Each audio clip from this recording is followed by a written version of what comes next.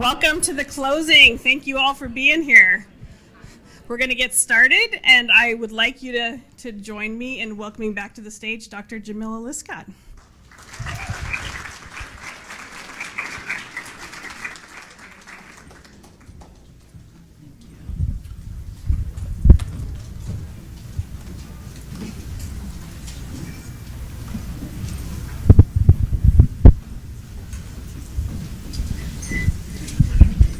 Every semester that I teach educators on topics ranging from diversity to racial justice to literacy acquisition in urban schools, I make sure to include a unit on the art of the cipher.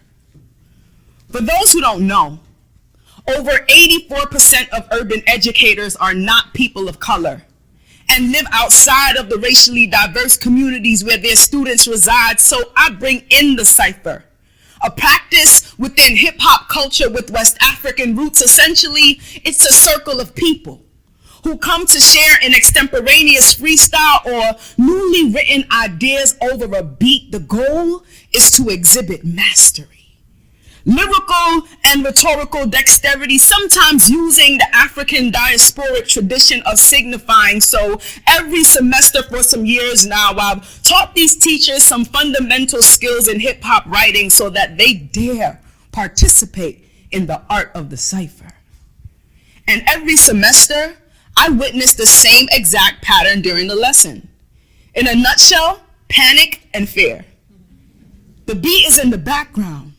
And as I watch the hesitation and anxiety in the room reach a boiling point, I lower the music to invite some truth. Honest reflection about what is being felt. Vulnerability, fear of failure, discomfort about being inauthentic. My lines suck. These are some of the feelings that are agreed upon in the room. It is at this point when I can see the anxious excitement of some and fear and shame in the eyes of others that I ask, how many of your students do you label illiterate by societal standards? While they can demonstrate mastery over this complex cognitive form that intimidates you in this cipher, how inauthentic it must feel for them to participate in cultural practices that regard their own as inferior. I tell this 84% that for marginalized peoples, a truly diverse society is not about being simply included in dominant culture. I tell them that I am a repository of transnational conflict. Have you ever endured the duplicity of feeling like both victim and convict? Have you ever endured the shame of mixing your words with your thoughts? Like, Professor, this author purports that sometimes hegemonic forces are forced to use degrees of fabrication, and I'll be thinking the same thing, so I don't know why they be hating. This may sound like just another case of broken English, but I'll be as broken as the records of my history, so I'll be that broken record.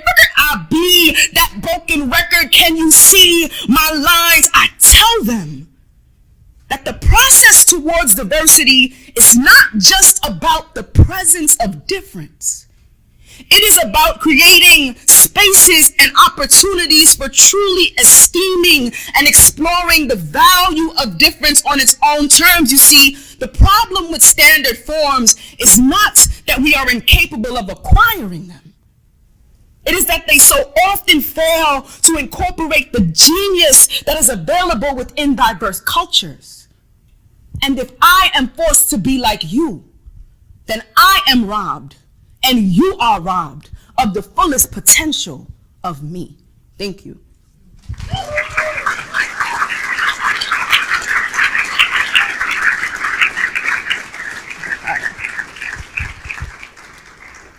It's truly been an honor. Ooh, did I break? I broke this. I'm so sorry. No. It's just Velcro. This is what we doing. We trying to figure out what's beneath the covering, right? Right, this one. That was part of it. No. So it's really been an honor to spend time with you. I shared with some of you that most of the time when I come into these kinds of spaces, I come in, I may deliver a keynote, I may do a workshop, and then I go. But taking the time to build with you over these last few days in both collective and in personal ways and contexts has been really a blessing. It's been nourishing. And I know that everyone is leaving here full, right? And in that way, I wanted like this last moment to be more of a point of reflection for us. So I shared with my workshop yesterday that I'm totally obsessed with hot yoga, which is kind of bougie if I think about it, you know? Man. But really, I'm obsessed with it because I really take everything that happens in hot yoga as a metaphor for life. So yesterday I was talking about breathing into the tension, right? That's what happens when we're doing shapes, like weird shapes that you should never make with your body in hot yoga. They're like, breathe into it, right? And the metaphorical value of that. And so I'm thinking about what happens in that particular space of practice when we may set an intention for our practice for the duration of the session. And then by the end of the session, the instructor will say, now take a moment to consider whether you want to take this intention into your week, right? You set this intention for this moment of practice. There was something that you were trying to accomplish here. It may or may not have value for you in the rest of your week. And so I would really like us, in the service of the vision-orientedness that we began with, to really be intentional about what does it mean for us to set that intention, or to have set intentions throughout these last few days, and to move it, take what we need to do the work beyond this space, right? And, this fierce commitment to educational equity means that we're committed to disrupting systems. And I just want to share a little bit about what it means to be committed to that in our work beyond this moment, in the way of reflecting on what it means to be committed to disrupting self and what it means to be committed to disrupting the systemic in our work, right? But before we do that, I want us to take a look at this picture really quickly. And if you could take a moment just on your own, I'd like you to create a 6-word story to describe this picture. That includes articles. It has to have 6 words. Take a few minutes and try to take a minute and try to think of a 6-word story that describes this picture for you.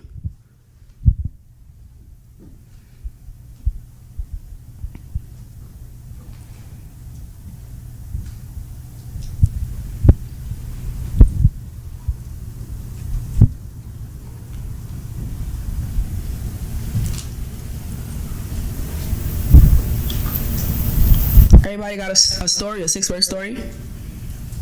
Can you share those 6-word stories right at your table very quickly? Take a minute or two. Share the 6-word stories at your table.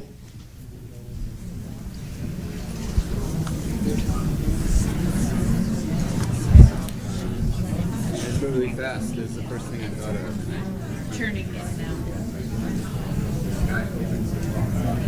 Selective success, compel some, and drop others. Slow,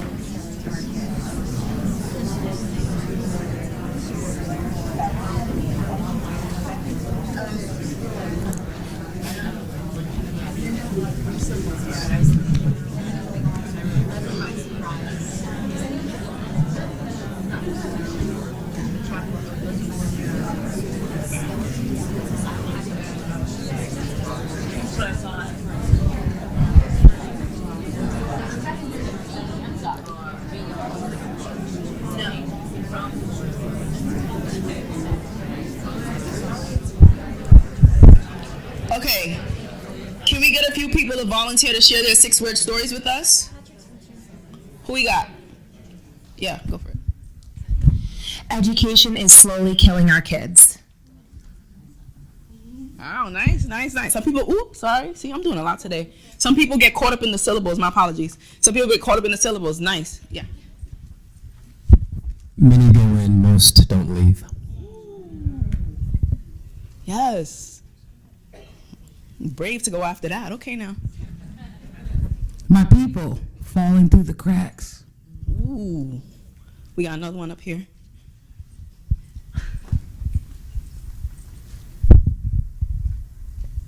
Skeleton machine churning in and out. Ooh, we got one more? Yeah, right here. 2 more. Okay. Thrown away if you don't succeed. Our last one right here. The sky opens with falling bodies. Thank you so much. I use this image a lot when I'm trying to build critical literacy skills with students, whether they're educators or young people. I want you to know that the story that you just created, in some way, you are in the world of this story. The way you see this story is affected by where you exist in the narrative of this image, or even outside of it, right? Because it seems like a little bit cropped out, right? So what I want to encourage you to do in terms of taking this beyond this moment, how many people here have a personal vision or mission statement? We got 2 people, three, 4. I would encourage you to think of that 6-word story as the title of your vision and mission statement as you think about your fierce commitment to educational equity. Understanding that you're a part of this narrative, right? My 6-word story for this is: you will restructure yourself for me. And that informs my vision for how this work is done. That's why Ciphers for Justice exists, because it disrupts the structure of schooling that exists at Columbia University, this Ivy League space, right?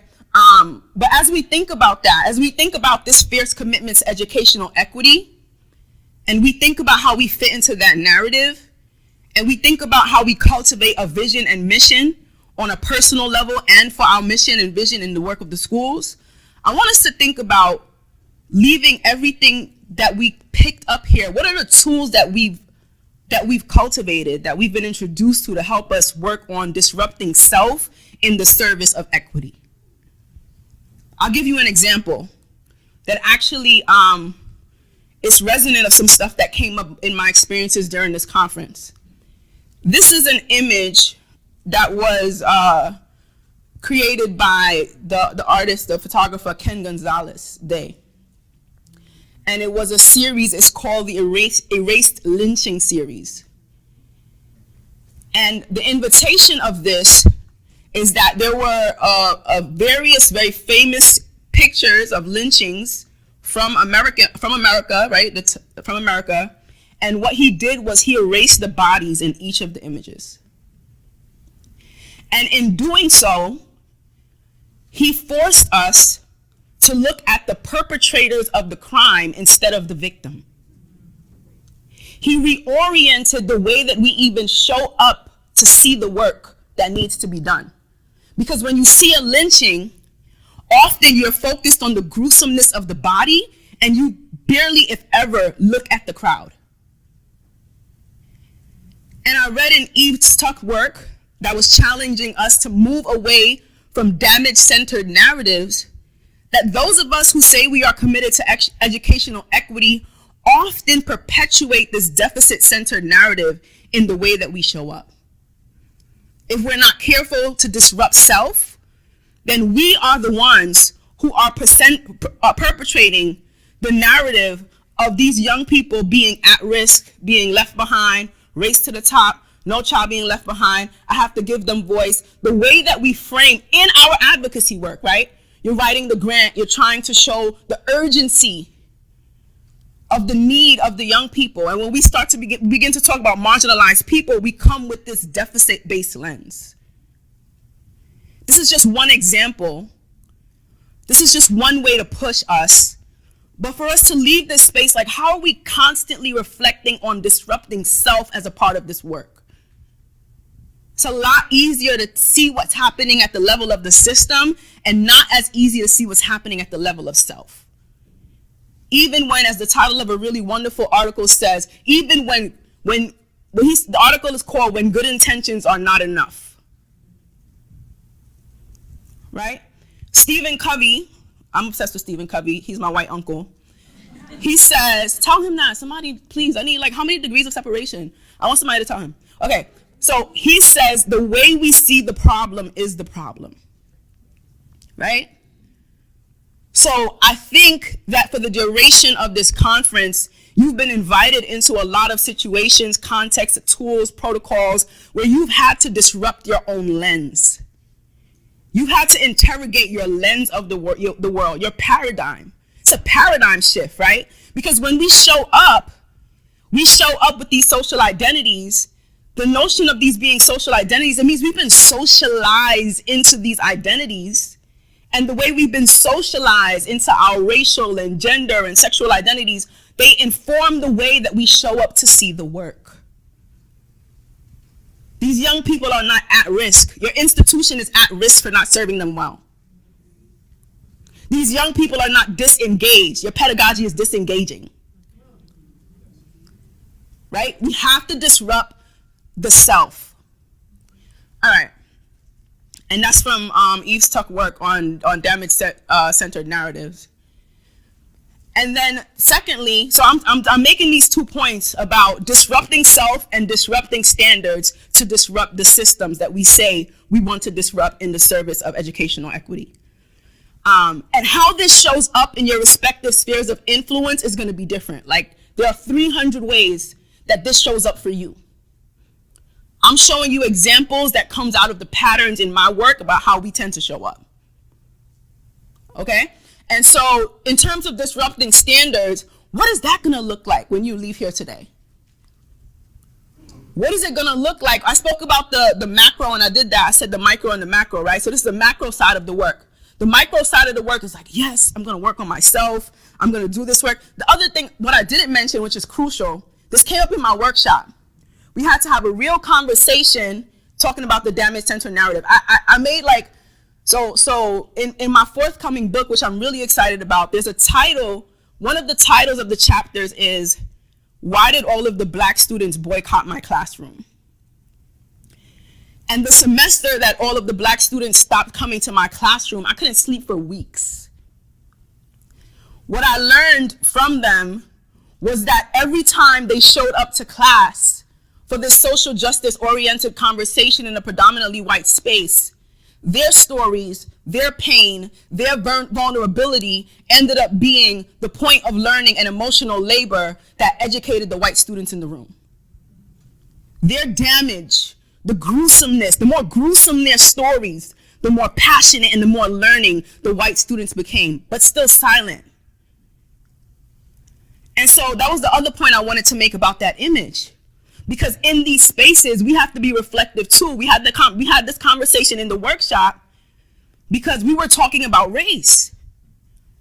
And a lot of times when we have conversations about race in interracial spaces, the idea is that the emotional labor or the focus should be on the gruesomeness of the victims for us to really understand what's going on. Disrupting that. And in the work of disrupting self and challenging the way that we show up in terms of the self, disrupting standards. And I'm going to show you an example of how this shows up in my work. And my call to you, my call to better action for you is what does it mean for you to move into the spaces and the context that you navigate, where you become complicit in upholding the ideological and institutional violences that play out, that limit our capacity for equity. That's what I mean when I say disrupting standards. I share that poem at the beginning because I had to challenge the educators that I work with to say, wait a minute, you're calling these young men illiterate, but they're showing complex cognitive literacy skills in ways that you're not able to perceive because of your lens, right? So this is how it shows up in my work. Most of the time, I think I shared with you all on the first day that my work as a scholar functions at the intersection of language, race, and power. I use the intersection of language, race, and power as an analytic tool for understanding educational inequity. And in doing so, I establish language as a site of political, historical, and cultural struggle. Language is not neutral and it's not benign. So the conversations I have around language end up, there's pushback, right? About language, about standard English being the language of power. We want to arm our students with the language of power. Why would we rob them of that? Because we want them to have access, right? And then I always end up showing this slide and having this conversation with educators, because what does it mean to say that dominant American English is the language of power? And like is it? So my example, one of my favorite examples is McDonald's "I'm loving it" slogan.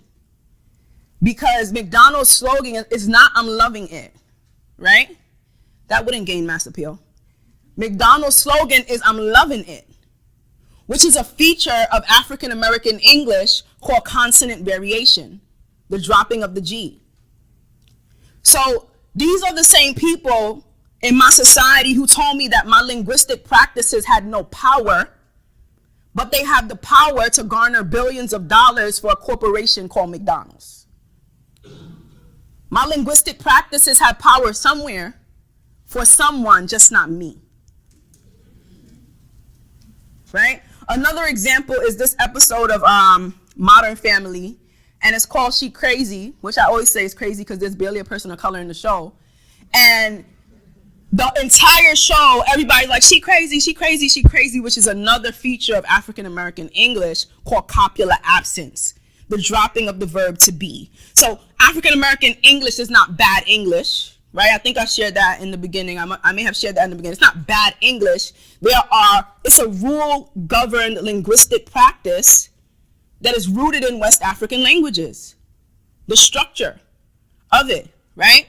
And so the last example comes from this book called Articulate While Black, written by Geneva Smitherman and Sami Alim, where they share that Obama's ability to navigate multiple linguistic practices was central to the success of his campaign. Because in being able to navigate those multiple linguistic practices, he had access to different communities. This is an asset. I shared in the beginning that when I went on that panel, the woman called me articulate for mastering dominant American English. I'm not articulate because I can do that. I'm articulate because I can master multiple forms of English in complex ways that becomes an asset for me. But it's seen as a deficit if the standards don't value that. And what standards value is deeply political. And those politics are deeply racialized. Right? This is an image of Obama and Ben's chili bowl, and when the cashier was giving him back his change, he was like, "Now we straight." And in the book, they established that there are three features of African American English just in those words. So I say disrupting standards because with the framework that I gave you on the first day and the tools that you've been given throughout this conference, there has to be systemic levels of change at your institutions, in your world, right? And what does that disruption look like? And when you think about that image, that 6-word story, and understand that you're in that story, being in that story is not just being a victim necessarily. For some of us, it's deep complicity that we need to contend with. Complicity with what? I'll tell you that the policing of language has always been connected to the policing of bodies in recent history. The colonial roots of the way that we police language in schools go back to, for example, Ngugi wa Thiong'o in his book, Decolonizing the Mind. He shared that the language of the classroom and the language of the community were one, but then came a colonial education. And he said when the colonial education came, if you were caught speaking your mother tongue, then you would be beaten, or you would have to wear a sign around your neck that said, "I am stupid" or "I am a donkey." He said Berlin of 1884 was affected through the sword and the bullet, but the morning of the sword and the bullet was followed by the afternoon of the chalk and the blackboard, right? He says that one thing was physical subjugation, but what happened in schools was spiritual subjugation. Most of the systemic inequity practices that we are bound to and complicit with are entrenched in violent, racist, colonial histories that come across as benign. So we got to do that work of cultivating that lens and moving into that area of disruption. And I want to show this because this video is just awesome. I just want to show this video just to kind of like reiterate that point of what it means for us. If we really talking about equity, for us to reframe what the work needs to look like, this video very quickly.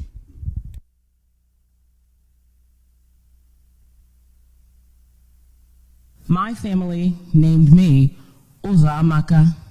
That's my full name. It means the road is good.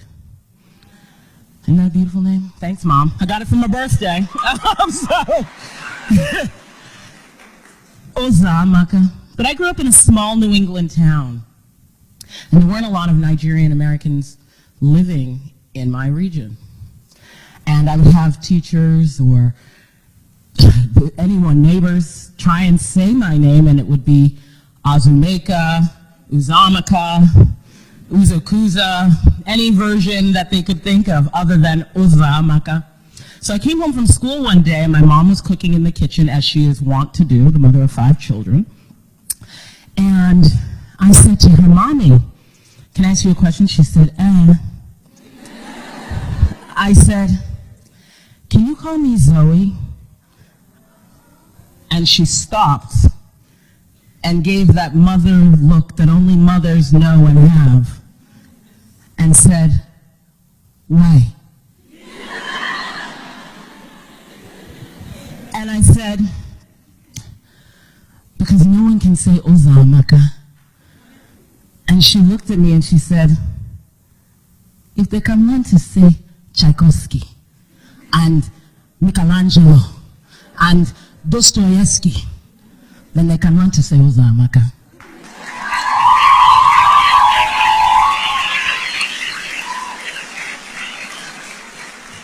And I never asked her again. And what is amazing now, standing in my womanhood, in my power, is I wouldn't change my name for a second. I'm so proud of that name and what stems behind it and what it represents. So do not ever erase those identifiers that are held in you, whether it's your gap, whether it's your name, whether it's your food. It is yours, and it was given to you at birth, and it is yours to own.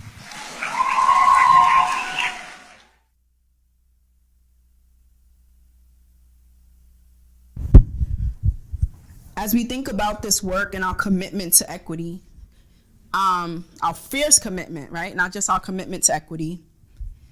What comes to mind for me, because as I shared in the beginning, to me, political impact necessitates personal development on a deep level. I believe that self-care and personal wellness and having congruency between who I am and who I want to be in the world is an act of social justice.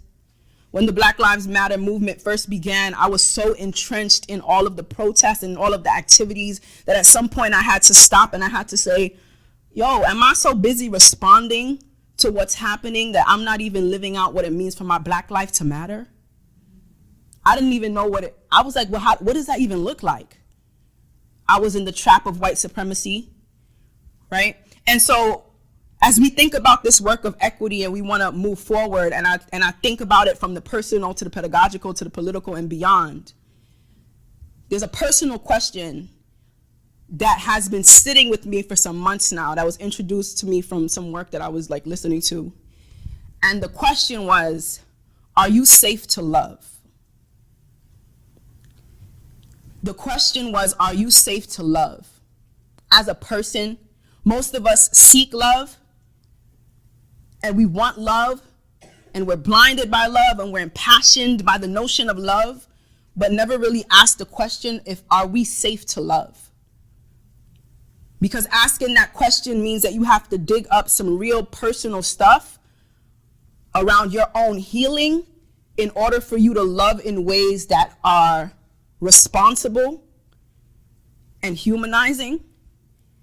And in exploring that question on a personal level, I had to extend it because that's the goal. And it made me think about our work, and it's like the question coming up for me is, are you safe to learn from? Are you safe? It's not enough for us to be good people. We have to understand that systemic oppression, it sounds really abstract. It sounds like there's like some kind of alien machine force that's acting upon our reality. systemic oppression and the systemic issues that foster inequity, they're carried out by individual people. There is no external force. It's us that sustain these systems. And so what does it mean as you move out of this place for you to make sure that you're safe to learn from, that you're safe as a leader, that you're not enacting and perpetuating the very violences that we each claim to be up against in our daily lives? Thank you so much for this opportunity. It's really been an honor, and I'm full myself as I go off into my work from my interactions with each and every one of you. And I'm happy that we have a little time, I believe, for us to have some questions. And I love to just be in, I came down, that's a little weird dynamic, you know, but I came down here because I really want to speak to you. So I'm happy to answer any questions or to open the floor.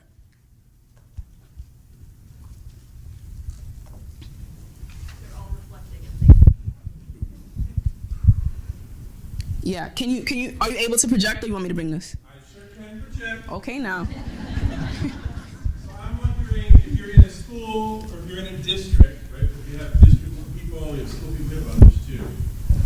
We're going to go back to our communities that have not had the experience that we've had here, and whose minds maybe aren't in a place where they're even partially open yet.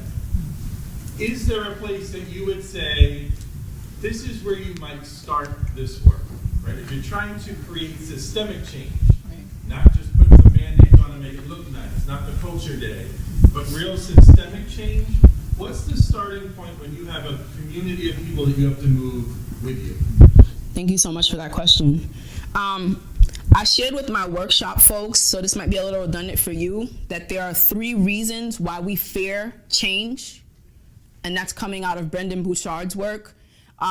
The first reason is what comes up in my mind when you ask this question. The first reason that he shares, and I said fear change on a personal level, but then fear change in terms of what does it mean to engage in the work of trying to actualize societal change, right? It's scary. It's one thing to be here with the choir, preach at each other, rah, rah, rah, or whatever, and then to go back and say, wait, it's just me. And that first fear, he says, is the fear of lost pain. And that means, and I want, again, you make it personal. When I think about the kind of change that I need to engage in for my personal life, the fear of lost pain means that I'm more afraid of what I might lose than what I might gain. I'm so focused on what I might lose that I can't even see what I might gain. And so I don't step forward into that change. So to answer your question, one of my first strategies for moving into the work of advocacy, right? So there's the work of building awareness amongst ourselves, but moving into advocacy work is, what does it mean for you to build allies and community where you are? So a lot of times people go into the work like thinking about all of the things that they're going to lose, the people that are going to be against them. Like that's the lens, like, oh my God, they're not going to understand. They're going to be against me. I'm going to lose this. I'm going to lose that. I would say identify first who are the people who are willing to work with you in the service of the vision that you have. Building that ally, building that core is going to be essential to the sustainability of your work, because singling yourself out for very high risk work is likely to just have you chopped down and then they just don't even have to deal with the issue, right? But if you build allies, and in our globalized society, the way that you build allies does not even have to only be in your immediate space, right? I would say to begin with, always the inner work. And as you're thinking alongside that, what does it mean to build allies, to build with people around you who are on the same flow with you, and then the other steps come after that.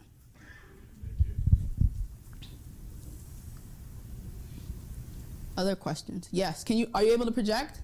Yes. Okay. I was actively writing down what you said. You gave the first reason of fear. Can you hear me better? I was actively writing down what you said about the 3 reasons people fear change. And I got fear of a loss of pain. Could you share the other 2 reasons? Yeah, no problem. All the suspense. A little taste. So the first one is fear of lost pain. That means you're focused on what you might lose instead of what you might gain. The second one is the fear of process pain. And the way I describe that is you're focused on the process as something that will defeat you rather than something that will develop you.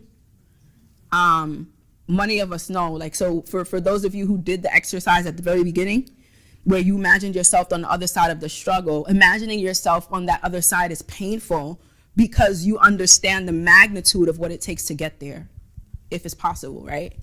And a lot of times where that process pain becomes so big that we think that process pain is gonna kill us instead of develop us. And then the last one is the fear of outcome pain. It means that you're visualizing negative outcomes instead of positive ones, which is why I had you all very intentionally visualize hope. Because by default, when you're immobile, you're usually subconsciously visualizing defeat. Even without knowing it, that default script is running in your subconscious mind, which is why you're not making the changes, because you're like, I can't do it, right? Like, it's already in your mind somewhere. So to combat that and to, most of our consciousness happens at the subconscious level. There's only like a little small percentage of our consciousness. So doing that inner work means getting to that deeper space. And so focusing on that, that outcome pain means re-scripting what we envision is possible so that we could combat the default images that we have in our minds.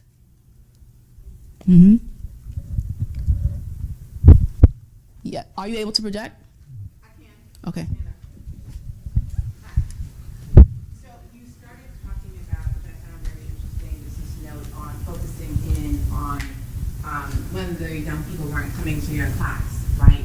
And because the learning at the expense of the pain, the gruesome story, right? And so wanting to find out, so what is that, envisioning that different in your perspective, right? Because I think we do that a lot across the board, right? So we have these panels and students come up and they start telling their stories and we sit there and we're like, oh my goodness, and we can't believe it. What does that look like? What do we do to make that look different? Or how does the experience become different, not only for the student, but also for the audience? Does that make sense? Yeah, I think I got it. So, my mind is brought back to that image. So part of what the reason this conversation came up in the workshop is because we were making a decision between whether or not we needed to have affinity groups for a segment of the workshop that was going to be really racially charged. And we were deciding collectively whether or not that would be more effective or within the affinity groups or in interracial groups, right? And in that process, we were having the ongoing conversation of, well, what is the benefit of being in the interracial group versus being in the affinity group? To me, the way that image kind of responds to your question is that by removing, in a sense, the gruesomeness of that pain, the people perpetrating the crime, the people who are not participating or victims of that pain, the focus becomes on you. So now we have to focus on that, right? We have to have that conversation. It's really easy to see how bad or how victimized somebody is, but how do we talk about, how do we get in the context of racial oppression, how do we make sure that white people are being accountable for the vulnerability of speaking about their complicity in sustaining white privilege, the ignorance that comes along with not really even knowing or being exposed to the realities of people of color? Like, what happened in my class is that all the white students were just silent most of the time, completely silent. So what I did in the workshop is I said, yo, like, y'all got to step up to the plate too. It's not okay for the people of the color in the room to just give their pain. Let's erase that body right now and say, let's focus on this other thing too. So there's a give and take that comes along with that. And that's also tricky. So we have to, but having that conversation ahead of time, because a lot of us in the service of this work, we haven't had that conversation. I've made that mistake. That's the mistake I made in the class. And I was like, it was so triggering for those students that they couldn't come back to class. Like, that broke my heart, that I wasn't even paying attention to their safety, meaning that I was reifying and recentering white supremacy right then and there in the moment that I was saying that I was trying to disrupt it. Everything became about the learning of the white students at the expense of the students of color. And so being preemptive about that and creating the space where everyone is called to understand that they have a level of contribution and vulnerability to engage in is the way that I am now going about the work. Yeah. Are you able to project? Okay. Facebook can't hear you without this. So I'm still Wait, thinking. we on Facebook Live? Y'all had me tripping over Velcro. Like, come on, I would have had a little bit more swag up here or something. I was just about to say I'm still formulating my question, so that doesn't help. But just what you said about being safe to learn from, I'm struggling with that because I don't want to be safe to learn from. White people have enough safe spaces. White people have enough safe people to learn from. So I'm struggling with that piece of it. Like, how do I be safe to learn from, but still, I don't know. That's why I'm having trouble with my question. I'm struggling with that idea of being safe to learn from. Right. So the way that I was trying to say the question in line with the personal question, which is the safe to love, and I realized that something will maybe have been lost in translation. I was like, how do I say this?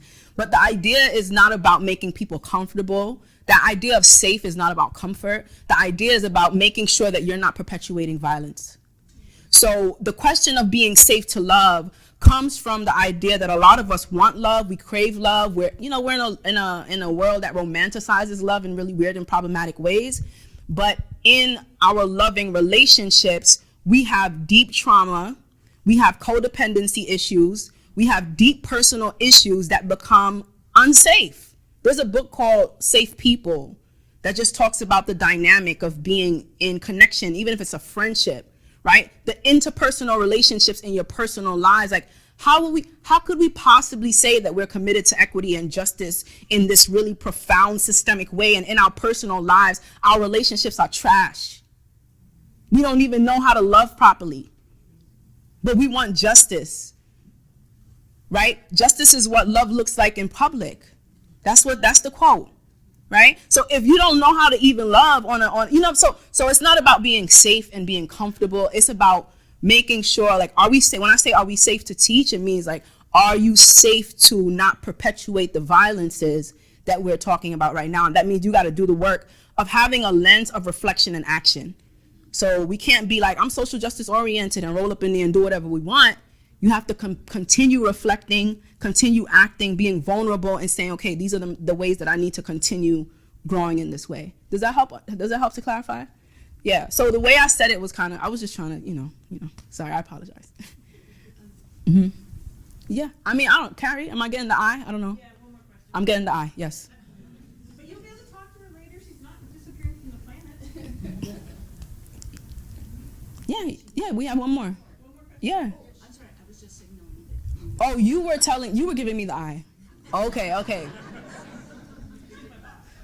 Ooh, okay. Do we have one more question? Yes. Are you able to project? Okay.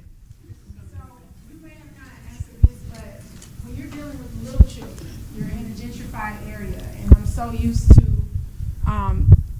dealing with children of my own race, of my own demographics. But when I'm highlighting these injustices in the curriculum, in the content, what would you suggest as an approach? Because, I find it difficult to not offend my little white students, but at the same time, I want them to know, I want them to take on that charge, like you said, not to be silent. So, what's your suggestions or advice when because you're teaching college students, but if you're dealing with little children and you want them to know, this was messed up, and so as you write about Ben Franklin, I want you to also know this as well. What's your approach? Because we have an edge about us a little bit, which I think is a good thing. But you're dealing with parents, you're dealing with community. What's your advice on that when you're addressing how we feel and how we're highlighting these social injustices and the injustices of their classmates? I guess kind of like without offending them, but being okay with offending them. Yeah. So I'm gonna say, I teach college students now. I work with young people. I've taught educators who teach young people. So I have like a breadth of experience, but I don't have like a depth of experience with working with very young babies. So there's limits to what I can contribute.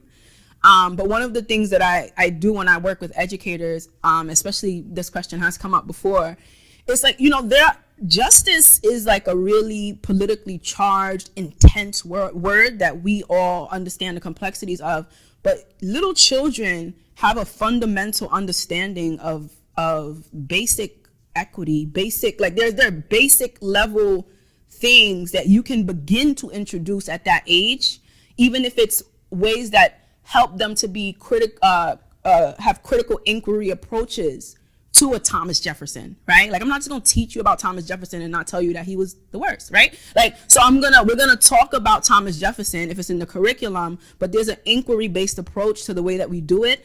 It's less about, I have an agenda. I'm not ashamed of that, right? It's less about the agenda and more about the critical lens that we give to young people to navigate systems, so that they can be on their own personal journeys of questioning and responding to the systems of power that exist in our world. These systems of power remain oppressive when they cast young people as objects as opposed to subjects of their reality, as Paulo Freire would say, right? So beginning that process of subjectivity at a young age, meaning that I'm so young and I already know how to ask questions, critical questions about what is being fed to me. I'm not just a passive receptacle of the knowledge that's being fed to me. I know how to ask fundamental questions. And at that age, maybe in the vein of things like fairness, right? They understand what's fair and what's not fair, right? They have and then the hope is that if our institutions have a commitment to equity, they will build on this criticality over time and understand themselves as a part of the conversations of each discipline speaking back, right? And being co-creators of knowledge as opposed to passive receptacles of knowledge. So my response would be for each and every one of us. That's what I tell people when they're like, oh, you didn't speak no African American English to get a PhD. I'm like, all right.